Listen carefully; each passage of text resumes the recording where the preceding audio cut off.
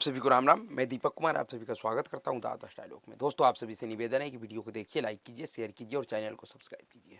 दोस्तों, पश्चिम बंगाल की राजनीति में वोट से वोट वाला खेल शुरू हो गया है। जी हाँ, 2024 के लोकसभा चुनाव से पहले एक बार फिर से टीएमसी और उनके नेताओं ने पश्चिम बंगाल में लोगों के इमोशन से खेलना शुरू कर दिया है और उनके ऊपर एक तरीके से इमोशनली प्रहार किया है। जिस तरीके का ड्रामा 2021 के विधानसभा चुनाव से पहले पश्चिम बंगाल की राजनीति में लोगों ने देखा, ठीक उसी तरीके का एक दृश्य अब 2024 के लोकसभा चुनाव से पहले पश्चिम बंगाल में देखा जा रहा है। और मैं इसे ड्रामा क्यों कह रहा हूं? ऐसे किसी के स्वास्थ्य कारणों पे, किसी के खराब स्वास्थ्य के ऊपर सवाल नहीं उठाया जा सकता है, लेकिन जब कोई अपने खराब स्वास्थ्य को चुनाव में भुनाने का प्रयास करे, उससे वोट बटोरने का प्रयास करे, तो फिर उसके ऊपर सवाल उठाया जाना चाहिए, क्योंकि यह एक तरीके से सीधे सीधे जनता के इमोशन पे हमला है। उनको इमोशनली प्रभावित करने का यह नेताओं का तरीका है। और खास करके जिस तरीके से पश्चिम बंगाल में विधानसभा चुनाव के दौरान देखा गया और अब ठीक लोकसभा चुनाव से पहले, यह कोई संयोग नहीं हो सकता, यह पूरी तरीके से सुनियोजित है।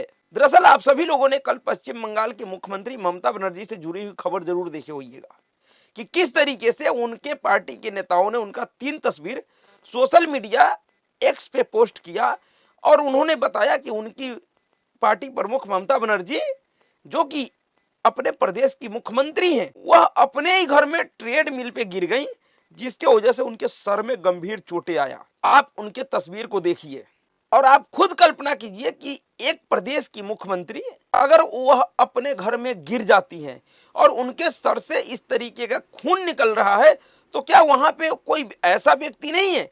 क्या मुख्यमंत्री के सीएम हाउस में डॉक्टरों का कोई पैनल नहीं रहता है? क्या लोगों को इतनी भी टाइम नहीं मिला कि उनके सर का खून जो बह रहा है, जिस बहते हुए खून वाले तस्वीर को सोशल मीडिया पे पोस्ट किया गया, उस खून को पोंछा जाए? और क्या जो तस्वीरें आई है सोशल मीडिया पे, जिस तरीके का चोट दिखाई दे रहा है, क्या वह इतने गहरे चोट है कि जिसको लेकर यह कहा जाए कि ममता बनर्जी के लिए आप प्रार्थना कीजिए?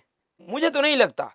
जिस तरीके का वो चोट दिखाई दे रहा है, जिस तरीके का खून निकल रहा है, अक्सर गांवों में इससे कहीं अधिक गंभीर चोट छोटे छोटे बच्चों को लग जाता है। यह एक मामूली चोट है।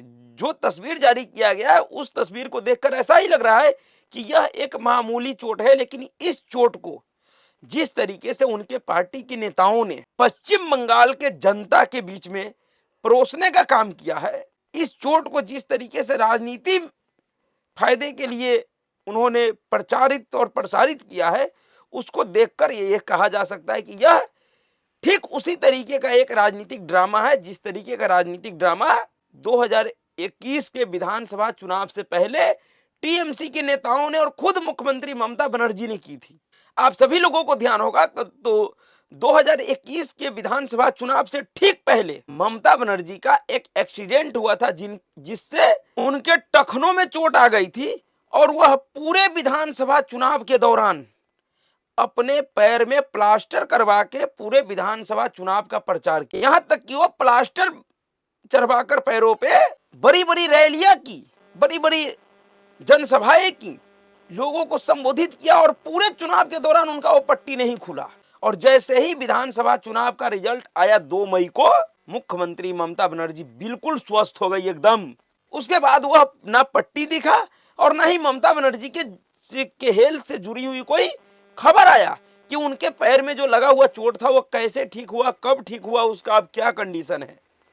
कभी कोई चर्चा नहीं हुआ, चर्चा खत्म हो गया। आप सभी लोगों ने देखे होइएगा कि किस तरीके से 2021 के विधानसभा चुनाव में ममता बनर्जी ने पूरे प्रदेश में अपने पैरों पे पट्टी बांधकर घूम रही थी, व्हील चेयर पे, और जहां भी सभाओं को संबोधित करती थी वहां पे उनके पैर रखने के लिए एक स्पेशल स्टूल रहता था। उसी तरीके से एक बार फिर लोकसभा चुनाव से पहले ममता बनर्जी के सर में गंभीर चोट आ गई है और जिस तरीके से अस्पताल के बाद जब वो निकली है, उनको डिस्चार्ज किया गया है और जिस तरीके से उनके सर के ऊपर पट्टी बांधा गया है और जो उनकी हालात है व्हील चेयर पे, ऐसा लग रहा है कि ठीक यह उसी तरीके का प्रपंच है, यह उसी तरीके का एक सुनियोजित साजिश है जो 2021 के विधानसभा चुनाव में पश्चिम बंगाल के जनता को दिखाने का और भरमाने का एक प्रयास किया गया था। उसी तरीके से 2024 के लोकसभा चुनाव से पहले यह टीएमसी के तरफ से, उनके नेताओं की तरफ से यह एक इमोशनली गेम हो रहा है।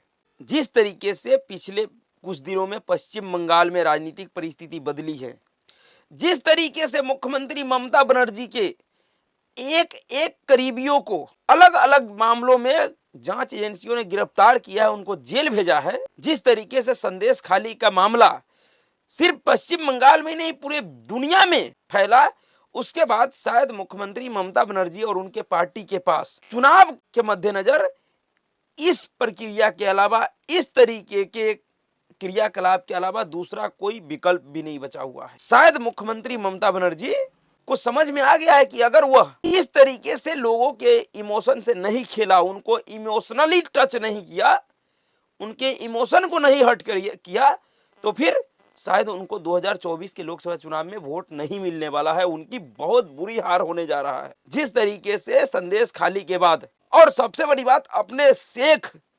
शाहजहां के गिरफ्तारी के बाद मुख्यमंत्री ममता बनर्जी ने फैसले लिए हैं कि इतिहास में ऐसा पहली बार हुआ है कि पश्चिम बंगाल में मुख्यमंत्री ममता बनर्जी ने रामनवमी का छुट्टी दिया हो। जी हां, यह पश्चिम बंगाल की राजनीति में, खास करके ममता बनर्जी के राजनीतिक शासन में, यह पहली बार हुआ है कि ममता बनर्जी ने रामनवमी का छुट्टी घोषित किया है आधिकारिक। जो ममता बनर्जी जय श्री राम के नारे से चिढ़ जाती थी, वह जय श्री राम के नारे लगाने वाले को आतंकवादी कहती थी, उनको गुंडा कहती थी, जय श्री राम को नफरती नारा कहती थी, वह मुख्यमंत्री अगर अपने राज्य में रामनवमी की छुट्टी दे रही हैं तो समझ जाना चाहिए कि मुख्यमंत्री ममता बनर्जी और उनकी पार्टी का राजनीतिक स्थिति कैसा है पश्चिम बंगाल। तो उनके पास इस तरीके के प्रपंच के अलावा, इस तरीके के ड्रामे के अलावा और कोई विकल्प भी नहीं बचा हुआ है। और शायद यही कारण है कि ममता बनर्जी पश्चिम बंगाल के जनता के इमोशन से खेलने के लिए, उन्हें इमोशनली कैसे एक्टिव कर पाए, उनके इमोशन से कैसे खेल पाए, जिससे एक सहानुभूति वोट मिले 2024 में। सहानुभूति वोट के लिए ममता बनर्जी ने ये सब की है, या उनके पार्टी के नेताओं ने किया है। नहीं तो ऐसा कैसे हो सकता है कि एक मुख्यमंत्री, एक प्रदेश की मुख्यमंत्री, वो भी 3 बार की प्रचंड बहुमत से जीती हुई मुख्यमंत्री अपने ही घर में गिर जाती हैं और उनके माथे का खून पोंछने वाला कोई स्टाफ नहीं मिलता है। उनके उस खून से लथपथ चेहरे का फोटो खींचकर सोशल मीडिया पे जारी किया जाता है और लोगों से अपील किया जाता है कि आप दुआ कीजिए। अरे दुआ किस बात का करें भाई। दरअसल यह पूरी तैयारी 2021 वाले चुनाव की तरह है कि जिस तरीके से पूरे 2021 के विधानसभा चुनाव में पैर पे पट्टी बांधकर ममता बनर्जी घूम रही थी, अब उन्होंने और उनके पार्टी ने यह रणनीति तैयार किया है कि पूरे लोकसभा चुनाव में ममता बनर्जी सर पे पट्टी बांधकर हर एक जनसभा को संबोधित करेंगी और हर जगह यह दिखाने का प्रयास करेंगी कि वह पीड़ित है, वह बीमार है, उनको लोगों की सपोर्ट की आवश्यकता है। और देखिएगा कि यह पट्टी पूरे लोकसभा चुनाव से पहले नहीं खुलेगा। अब यह पट्टी लोकसभा चुनाव का रिजल्ट, नतीजे घोषित होने के बाद ही खुलेगा। तब तक ममता बनर्जी हो सकता है कि उसी तरीके से 2021 वाले तरीके से ही व्हील चेयर पे घूमे, पट्टी बंधवा कर घूमे और इसी तरीके से वो अपनी सारी जनसभाएं करे, सारी राजनीतिक रैलियां करे। इसलिए टीएमसी और मुख्यमंत्री ममता बनर्जी के इस इमोशनली गेम को पश्चिम बंगाल के लोगों को समझने की आवश्यकता है। इनके नैरेटिव को, इनके इस छलावे को जानने और परखने की आवश्यकता है।